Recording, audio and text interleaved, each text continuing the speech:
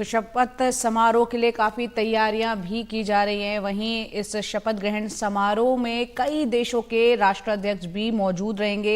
विदेश मंत्रालय की ओर से जारी एक आधिकारिक बयान में इसकी पूरी जानकारी दी गई है, जिसके मुताबिक शपथ ग्रहण में विदेशी मेहमान भी होंगे। कौन कौन से विदेशी मेहमान होंगे, हमारी वरिष्ठ सहयोगी कादम्बनी शर्मा हमारे साथ जुड़ रही हैं। सीधा उनका रुख करते हैं।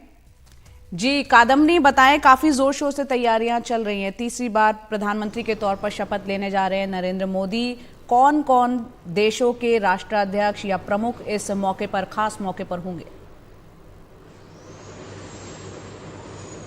देखिए, जैसे पिछली 2 बार हुआ था 2014 में और 2019 में, उसी प्रकार से इस बार भी अलग अलग देशों के राष्ट्राध्यक्ष बुलाए गए हैं। जैसे प्रेसिडेंट हैं श्रीलंका के रानिल विक्रमसिंघे, मालदीव्स के प्रेसिडेंट हैं मोहम्मद मुइज़। आपको याद होगा कि किस तरह से मालदीव्स और भारत के बीच जो रिश्ते हैं उनके सत्ता में आने के बाद काफी उसमें तनाव आया था। वाइस प्रेसिडेंट हैं सेशल्स के, वो भी आ रहे हैं। शेख हसीना प्राइम मिनिस्टर हैं बांग्लादेश की, वो आ रही हैं। मॉरिशस के जो पीएम है वो आ रहे हैं। नेपाल के पीएम प्रचंड है, वो भी आ रहे हैं। और भूटान के जो पीएम है वो आ रहे हैं। तो सेशल्स के भी पीएम आ रहे हैं। तो ये सब यहाँ पर आ रहे हैं। जो एक कोशिश थी पिछले 2 बार भी, जैसे आपने देखा होगा कि 60 देशों के नेताओं को बुलाया गया था 2014 में, उसमें नवाज शरीफ भी शामिल थे। उस वक्त उम्मीद थी कि दोनों देशों के रिश्ते जो हैं वो बेहतर हो सकते हैं। दूसरी बार 2019 में बिम्स्टेक देशों को बुलाया गया था। इस बार अगर हम देखें तो वैसे ही नेबरहुड फर्स्ट की जो पॉलिसी है भारत की, उसके तहत हम देख रहे हैं कि अपने पड़ोसी जो हैं उनको बुलाया गया है। और उसके अलावा इंडियन ओशन के जो देश हैं जैसे मॉरिशस है या सेशल्स है, उनको बुलाया गया है। तो ये सभी जो देश हैं, एक तो पड़ोसी होने के कारण बेहद अहम है। दूसरी तरफ अगर इंडियन ओशन की बात करें, हिंद महासागर क्षेत्र की बात करें, तो रणनीतिक तौर पर भी बेहद अहम है।